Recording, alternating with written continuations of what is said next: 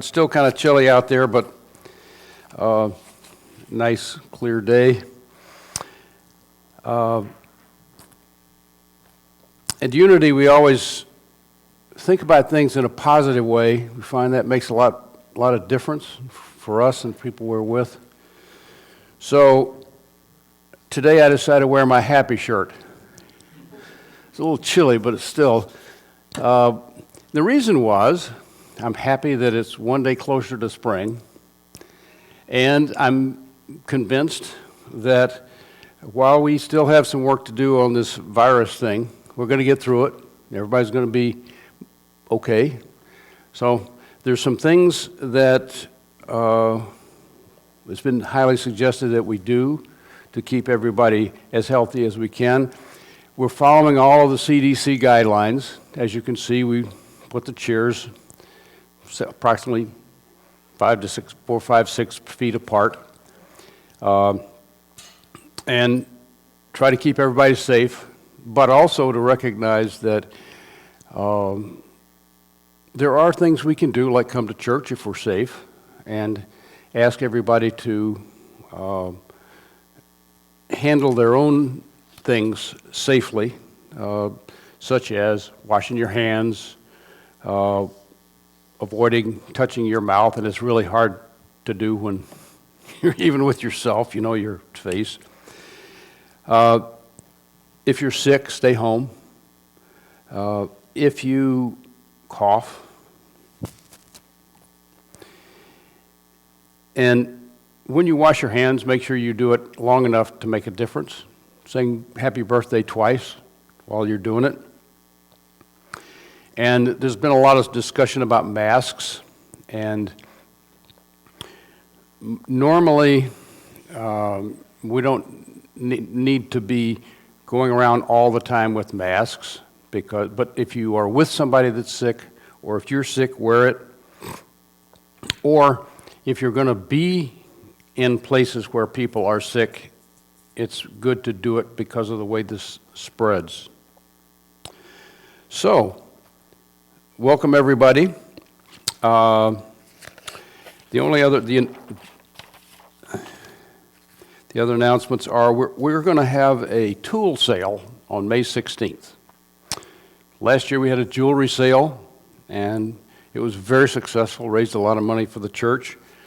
And most of the guys are, except for Ray, who's well organized, and Bill, most of the guys are like me. You've got a garage or a tool shop where you haven't cleaned it out for a while, and you've probably got 3 copies of every tool that you ever thought you needed. So we're going to bring tools, and that includes tools for the kitchen, tools for the yard. So if you, between now and then, if you're cleaning out, bring them in, and we'll find a place to put them, and we're going to have a successful tool sale. With still following the CDC guidelines, we're not going to have fellowship this afternoon. And also to make our services more streamlined, starting next week, we'll have most of the announcements in the bulletin. So please make sure you get one, and all this important stuff is in there. Ray?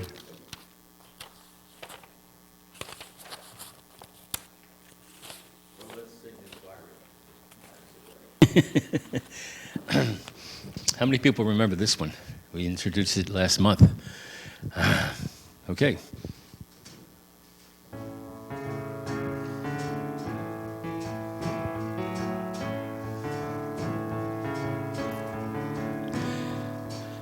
Come out of the sadness wherever you've been. Come, fellow sagers, come, let journey begin. Connect to your spirit, be quiet and feel. Life has no challenge that spirit can't heal. Life has no challenge that spirit can't heal. So lay down your burden, lay down your fear. Those who are searching, breathe and draw near. Oh, wanderer, come home. You're not too far. So lay down your doubt, open your heart, come as you are. There's hope for the hopeless and all those who stray. Come sit at our table, just come in and stay. There's rest for the weary, rest that endures. Life has no challenge that spirit can't cure. So lay down your burden, lay down your fear. If you are searching, breathe and draw near. Oh, wanderer, come home. You're not too far. So lay down your doubt, open your heart, come as you are. Come as you are. Let it all go. Come as you are. There's joy for the morning. Let sadness be still. Life has no challenge that spirit can't heal. Life has no challenge that spirit can't heal. So lay down your burden, lay down your fear. All who are searching, breathe and draw near. Oh, wanderers, come home. You're not too far. So lay down your doubts, open your heart, come as you are. Come as you are. Come as you are.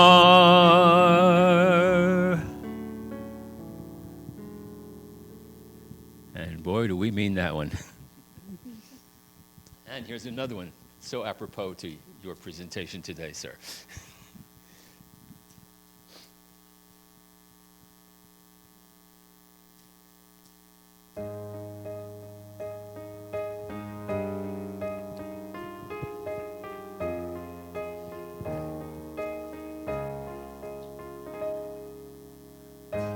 One power, one power, one power.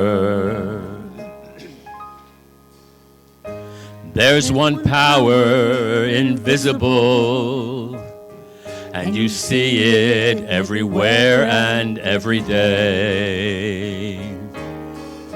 One power indescribable, and you speak of it with every word you say. Mysterious until you know the truth. As simple as the love inside of you. Call it God, call it Spirit, call it Jesus, call it Lord, call it Buddha, Baha'u'llah, angel's wings or heaven's door. But whatever name you give it, it's all one power, can't you see? It's the power of the love in you and me. One power, one power, one power. We speak so many languages, have different clothing, different colors, different names. But different is only dangerous when you forget that in the heart we're all the same. We'll remember once we close our eyes to see that such differences were never meant to be. Call it God, call it Spirit, call it Jesus, call it Lord, call it Buddha, Baha'u'llah, angel's wings or heaven's door. But whatever name you give it, it's all one power, can't you see? It's the power of the love in you and me. One power, one power, one power. One power, one power, one power. Let that sink in. Thanks, Ray. Thanks, Tony. Our daily word today is outlook. My positive outlook shapes my world. My outlook determines how I see the world. I may see the world with a distorted or unfocused perspective because of negative attitudes that have prevented me from seeing the good that is present. Shifting my awareness to the positive brings the already existing good into focus and allows me to see things as they are, in truth.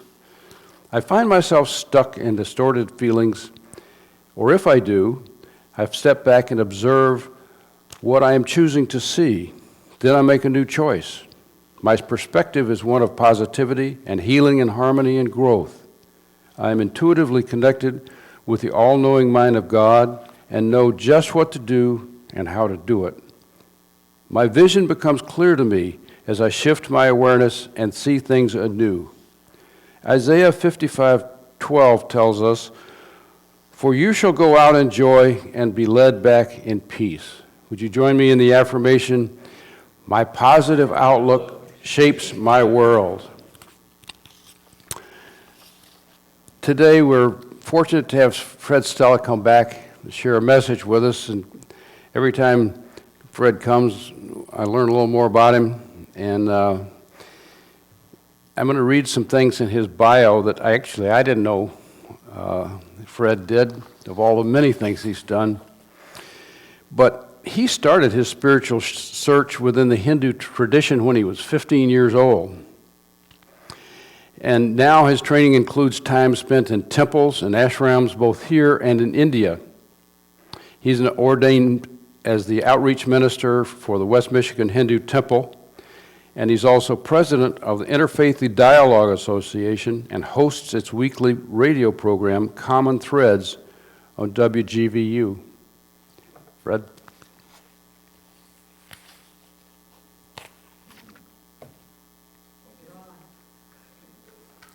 Oh. I guess we'll proceed with the lead into meditation. Are you starting with meditation? No, I'll do meditation. All right. Is it ready? Let's see. You do it first. Sure, we're organized.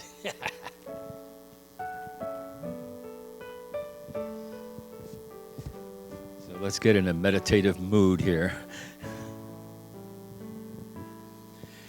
In this moment, in this place, I remember who I am, letting fear and worry fall away from me. I open my eyes to see there is only love. There is only love. Love that heals, love that sets us free. There is only love.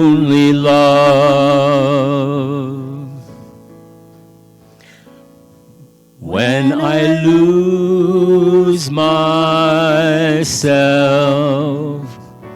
when it seems I've lost my way, When I go inside and quiet my mind, I can hear Spirit gently say, there is only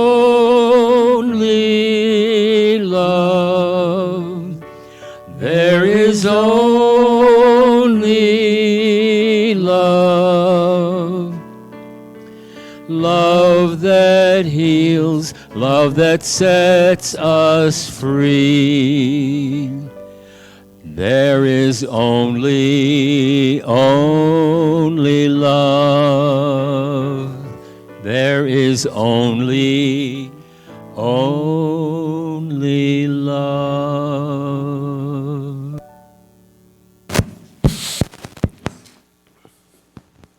Oh, I don't need that.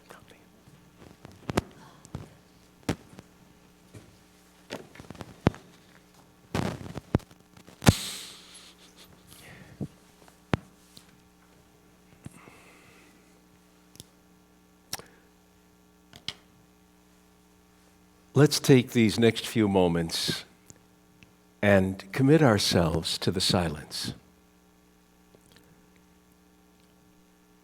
Allow yourself this privilege, this luxury of being able to quiet the mind and focus on your own self and God realization. We leave all our cares and responsibilities outside. We feel the love and support of one another in this room.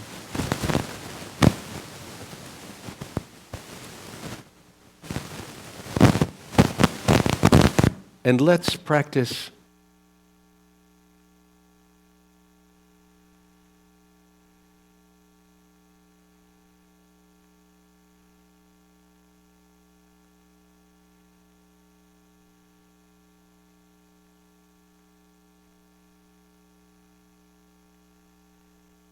We make no effort to control or regulate the breath. We allow it to flow in and out of its own accord. But we pay deep attention to each breath, feeling the coolness as it enters the nostrils, and the warmth as it leaves.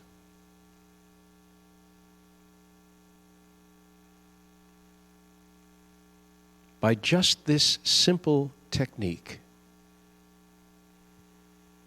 we are able to free the mind of its limitations and fill it with divinity. Now, if you're not an experienced meditator, or even if you are, the monkey mind always wants to rebel, always wants to whisper in our ear, there's something more important you can be thinking about right now than that stupid old breath. Why don't you think about last year's vacation? Why don't you think about that show on Netflix?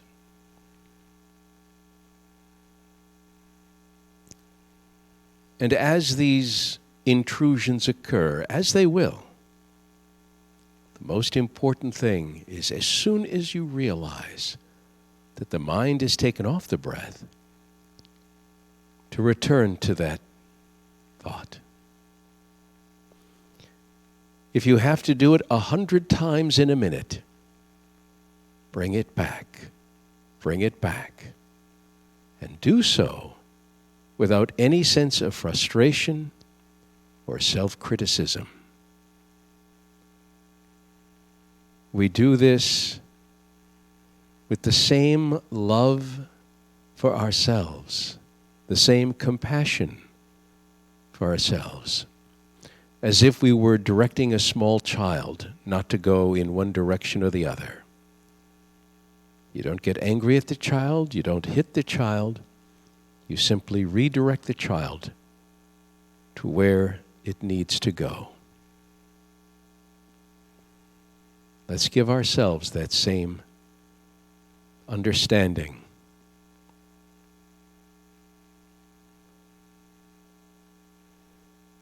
Breathe in love, breathe out love.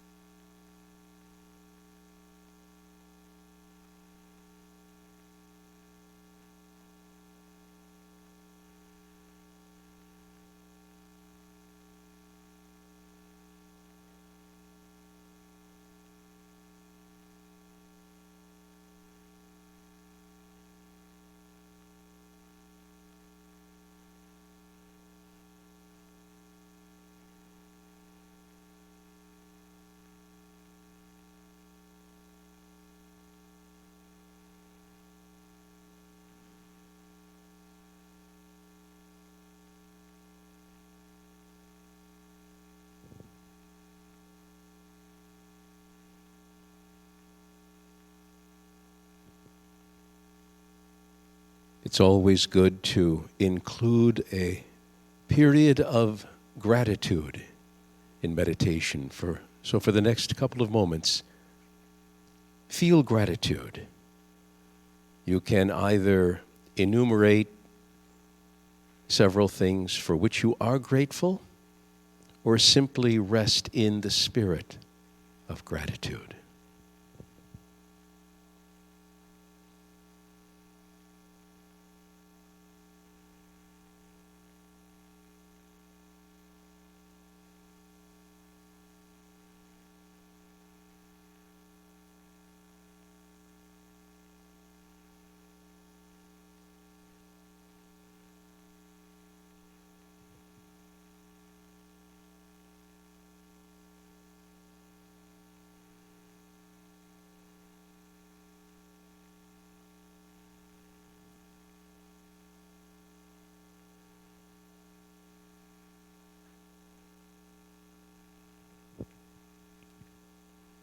And now let's tighten the spine. Feel that you are tensing the spine and you are turning it into a magnet. And all of the chakras along the spine are drawing into it all that you need. Health, contentment, prosperity. Feel that it is all being drawn to you without effort. Tense the spine. Tense, tense. Now release and open the hands on the lap and visualize that all the blessings that are coming to you are overflowing to everyone who is in need of the same.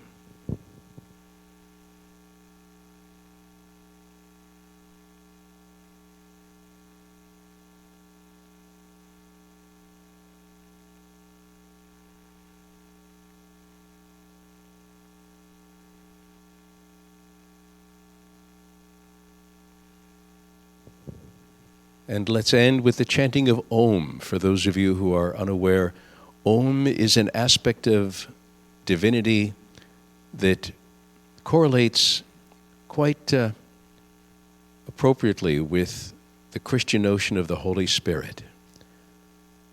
Om.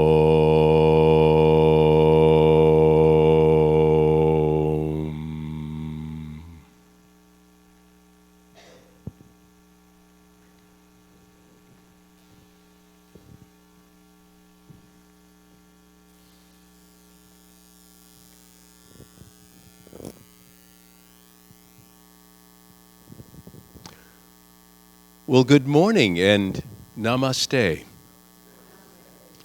This is one of the perfect germ-free salutations that you can give someone. It's actually approved by the CDC.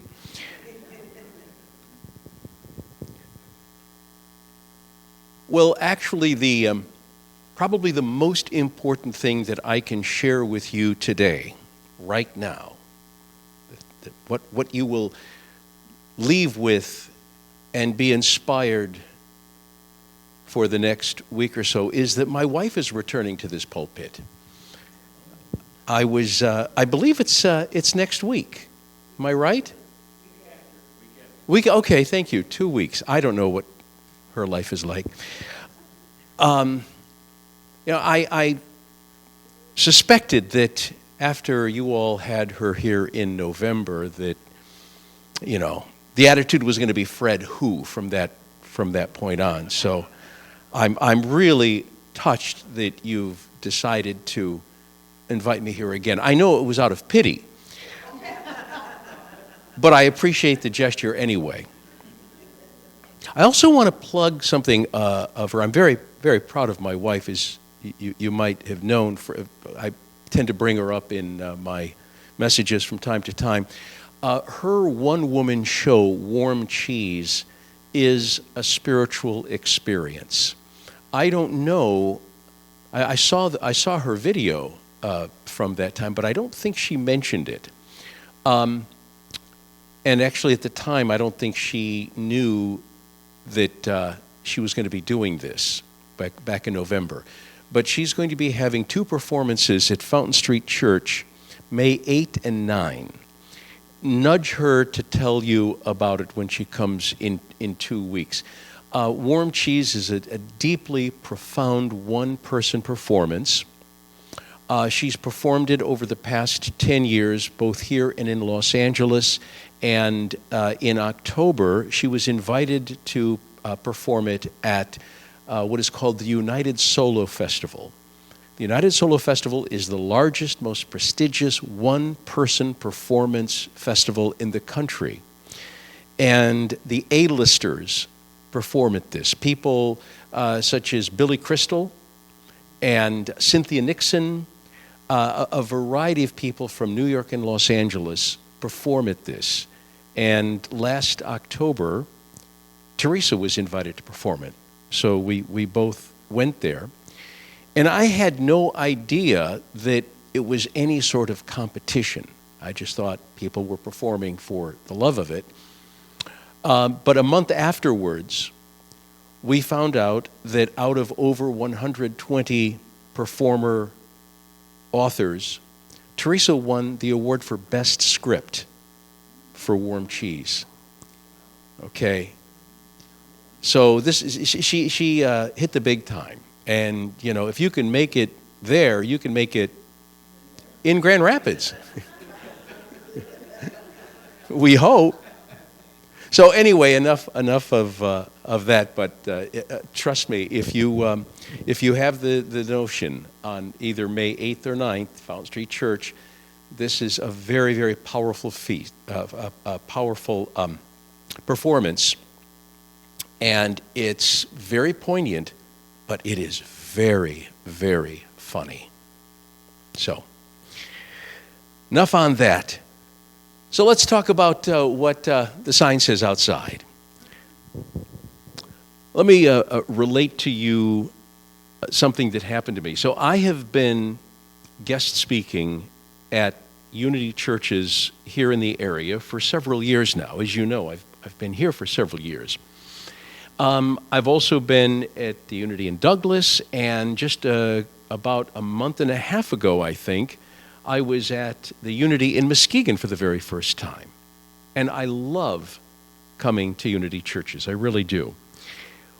Well, I was at the Unity on Walker a couple of years ago, guest speaking, and at the fellowship time, I was speaking to a woman who was in charge of scheduling the guest speakers. And at that time, I'd been there, half dozen to a dozen times. And she said, you know, when we first reached out to you to ask you to be a guest speaker, someone on the committee was a little concerned. He said he didn't know if it was appropriate for a Hindu to speak at a Unity church. And I don't know what all went on, but in the end, the consensus was that yes, we should invite Fred. And so from that point on, I've been a guest speaker, and one of the things I've enjoyed sharing with you is the similarities between the Unity philosophy and the Hindu philosophy. And then I thought to myself, you know, I'm going to do some digging, because I know that way back when, in the early days of Unity, there was some influence, but I didn't quite know how the influence got in. So, did some homework, and I'm here to share my homework assignment with you. I want to look back, if you will, to your founders, the Fillmores. As you might know, Myrtle Page was her maiden name. She suffered from tuberculosis, and Charles had a problem with his hip. He broke his hip skating one time. He ended up with one leg shorter than the other. And they started searching for more untraditional, if you will, methods of healing, and they became involved with the Christian Science movement. And they married at some point. They attended lectures by a former student of Mary Baker Eddy. And Myrtle wrote at one point, I awakened to the truth that God is my Father and that I inherit from Him only that which is good. So the Christian Science movement, if you're not terribly familiar with it, they have a philosophy of divinity. They have a philosophy, a theology of Jesus that is very similar to Unity's. But there was something about the Christian Science movement that didn't entirely fulfill the Fillmores. So they moved on from that. But here's what you may not know. In Mary Baker Eddy's seminal book on health and science, in the original editions, there were quotes from Hindu scriptures. And up until the 33rd edition of that book, those quotes remained. And then, and this is of course many years after her death, they were expunged by her spiritual heirs. They decided that those quotes were a little bit too much of a walk on the wild side for white Christian America. So they just, poof, just disappeared. The philosophy, of course, was maintained. But any notion that there was a similarity in the understanding of divinity and humanity between Hinduism, those heathens over there, and the Christian Science movement, they just didn't want to draw attention to that. But then again, Charles was specifically enthralled by the Transcendentalists. And you may remember the Transcendentalists of Emerson, Thoreau, Whitman, if you will, Emily Dickinson, those philosopher poets who drew so much from the Hindu scriptures that were coming into the United States, translated in the earlier part of the 19th century. Now, according to religious historian Neil Vale, the Fillmores looked to Emerson as their primary source. He says, there are more references to Emerson in the writings of the Fillmores than anyone else. And because Emerson was such a devotee of the Hindu scriptures, particularly the Bhagavad Gita and also the Upanishads, the Fillmores started reading the Hindu scriptures themselves. When asked by author Phil Goldberg about the influence of Hinduism on the Fillmores, Vale stated, listen to this, I would say that it was equal to that of Jesus. Think of that. That The Hindu scriptures were as important to the Fillmores as were the teachings of Jesus. The couple began their healing ministry in 1889 under the rubric Society of Silent Help, name changed several times, now best, of course, known as Unity Church. And Charles said, "We have borrowed from the best of all religions. That is the reason we are called Unity." The Fillmores held that traditional Christianity tragically misinterpreted its founders' teachings, distinguishing between Jesus, the human and master teacher, and the Christ, or the Christ consciousness, an all-pervading spiritual energy, sometimes defined as divinity within, that more closely resembles Brahman, a concept that I've shared here before, than any embodied savior or tradition. According to Unity, God is spirit, the loving source of all that is. God is the one power, all good, everywhere present, all wisdom. God is divine energy, continually creating, expressing, and sustaining all creation. In God we live and move and have our being. And each person is a unique expression of God, created with sacred worth. Living from that awareness transforms our lives and the world. Now, because of such beliefs, the church has been excoriated as a New Age cult. I'm sure you've heard that. And you know, the Baptists call you Hindu light anyway, so. One Catholic leader said the Hindu might feel more at home with Unity books than Christian books because of Unity's belief in reincarnation. And just think by that statement alone, he's saying that he's not calling you, he's calling you something other than Christian, which I believe you are Christian. The Vedic influence on Unity's origins is evident in the second issue of Modern Thought. That's the magazine that ultimately became Unity Magazine. The issue contains an essay by Charles Fillmore that opens with all 4 stanzas of Emerson's poem, Brahma, calling the East the storehouse of a spiritual life that we cannot adequately comprehend in our present material thought environment. Fillmore offered a critique of religion that would surely have made him a pariah if he wasn't one already. The Christian religion has answered our needs up to the present age, but the evolution of spirit has created a demand for a religion of broader scope. And we turn to the lore of India for lack of a better system nearer home.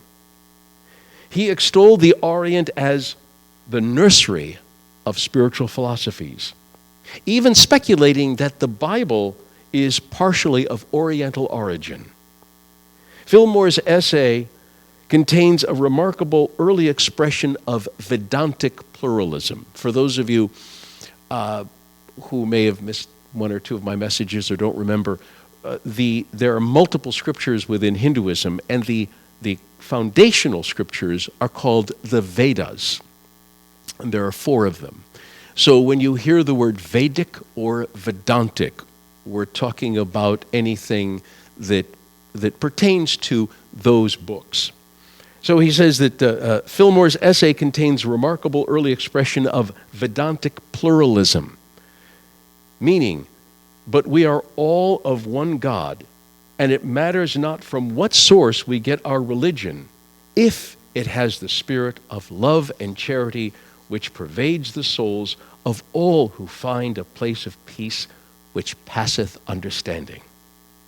References to Indian philosophy virtually disappeared from Unity publications, similar to what happened with Christian Science, presumably to make the church's message more palatable in the heartland. That would make the Fillmores forerunners of many teachers who have borrowed Vedic ideas, but other people downplayed their roles. Their message was very Upanishadic. There's another word for you. The Upanishads are part of the Vedas in the similar way you might say that the Torah is part of the Bible. The Gospels are part of the Bible, where the Upanishads are part of the Vedas. So, their message was very Upanishadic, but their language was not. And this is an observation from Reverend Marge Britt. She's the former senior minister at Unity of Tustin, California. Instead of Tattvamasi or Aham Brahm Asmi, what we would refer to the mantra or doctrine, we would say is Aham Brahm Asmi. Divinity and I are one. Someone in Unity might say, I am an expression of the divine presence. There really is no difference between this and that. Despite the whitewashing, the Fillmores must have grown familiar with Vedantic teachings as they became more accessible. They seem to have attended Swami Vivekananda's celebrated appearance at the Parliament of World Religions in Chicago of 1893. This was a seminal event in Hinduism in America. This was the first time that a Hindu teacher appeared before a huge crowd and really introduced Hinduism to America on a vast scale. There were Hindu teachers prior to Swami Vivekananda, but that one event, the Parliament of World Religions in 1893, really brought the message of the Hindu Dharma to the United States, because you had a gathering of the major religious figures in America at that time. And you know something, this is very interesting. All of the sources that I looked at, I could not get a guarantee that the Fillmores were at the Parliament of World Religions and saw Swami Vivekananda. It seems like they may have. And lo and behold, I gave this same message, or a similar one, at Unity in Douglas just last month. And someone told me that they inherited some very, very old Unity magazines from this era. And it talks about seeing Swami Vivekananda. So I need to get a hold of a copy of that magazine. Charles at one point began sitting in silent meditation every night. And in the book American Veda, where I get a good deal of this information, it stated that after exploring different styles of meditation, he concluded that the meditative practices of the Eastern practitioners, particularly Hindu meditators, were more effective than practices taught in the West. In 1929, Charles wrote about Indian adepts who intoned sacred sounds, now commonly called mantras. Silent meditation became central to the teachings of Unity. So, after sharing all of this with you, one side of me wants to just say, you're welcome. But the other side of me wants to say thank you.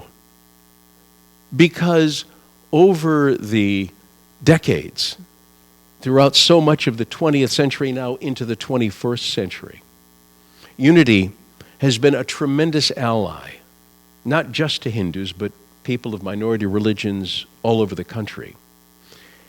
And the relationship between many Unity churches across the country and Hindu communities, now, we're talking about specific Hindu temples or smaller gatherings, has been profound.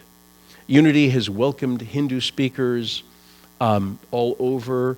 I know, for instance, that you all, for a time, fairly recently, were renting your space out to a Hindu group for their functions here. Huh? You still are? Excellent. You can't go to a Baptist church and do that. All right? That's wonderful. And when it gets right down to it, it doesn't matter what you call it. The philosophy, the theology is the same, or at least very similar. Now, if you were to go to the Hindu temple, and I know several of you have been to the Hindu temple, if you were to go to our temple and experience a ceremony that we might have, it would be very foreign. It would be in Sanskrit. You probably wouldn't resonate with it. Maybe you would. I shouldn't be presumptive.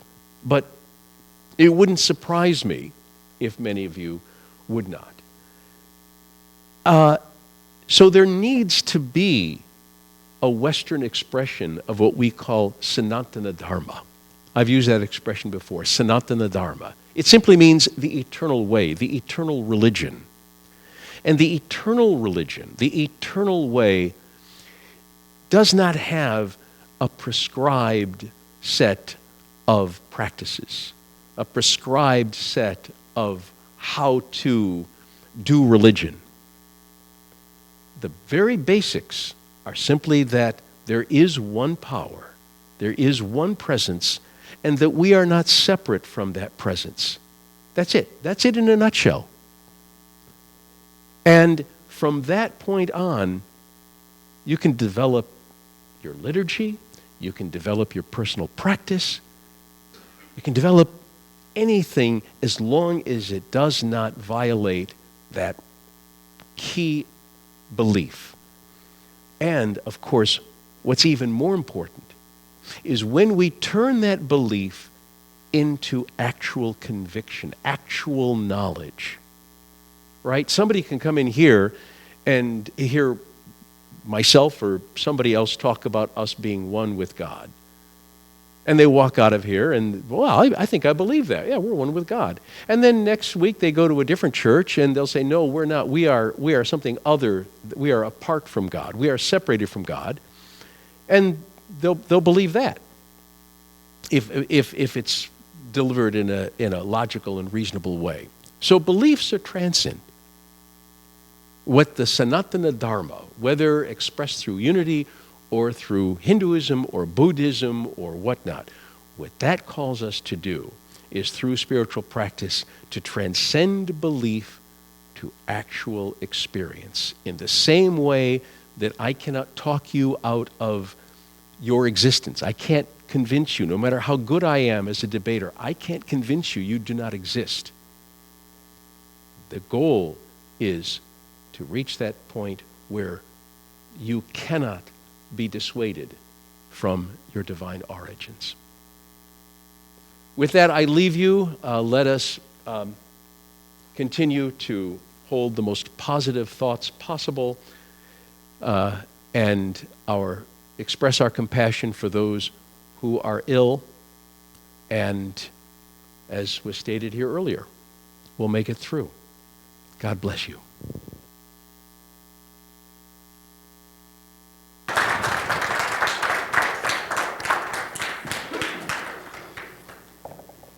Thank you, Fred. Now's the time where we can give thanks for the blessings that we have, and we do that in the form of our offering. Would you join me in our divine love through me? All that I have, all that I give, and all that I receive. And now, in honor of St. Patrick's Day,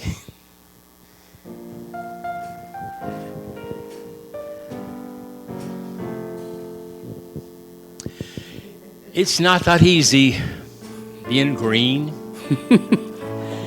having to spend each day the color of the leaves,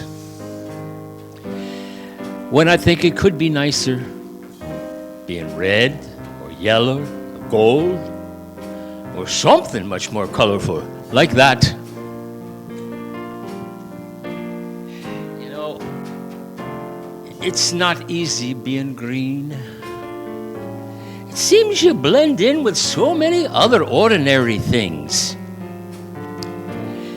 And people tend to pass you over because you're not standing out like sparkles in the water or stars in the sky.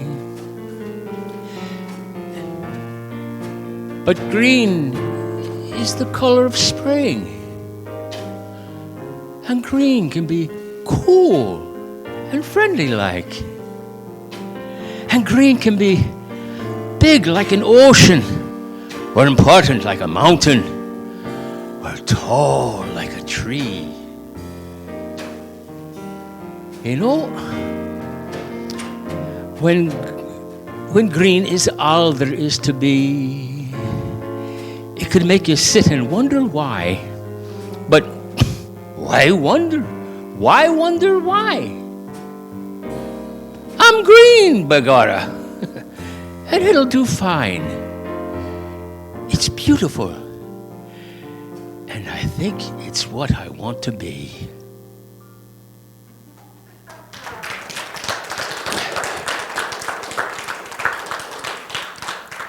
That's great. Thanks.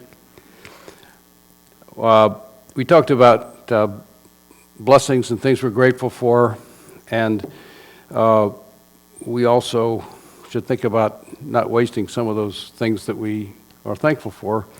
And every week I think most people enjoy our donuts out there.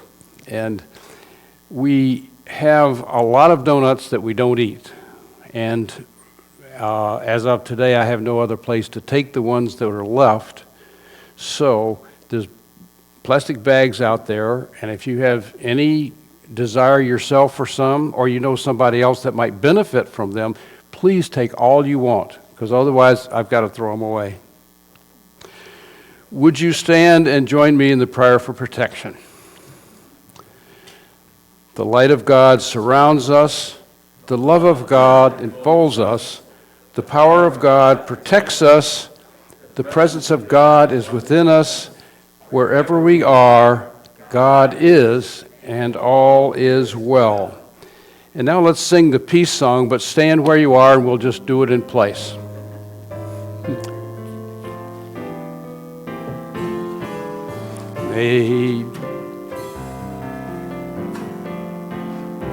Let there be peace on earth, and let it begin with me. Let there be peace on earth, the peace that was meant to be. With God as Creator, united all are we. Let us walk with each other in perfect harmony. Let peace begin with me. Let this be the moment now. Let me lift every step I take. Let this be my joyous vow. We'll take each moment and live each moment in peace eternally. Let there be peace on earth, and let it begin with me. And as Charles would say, yes.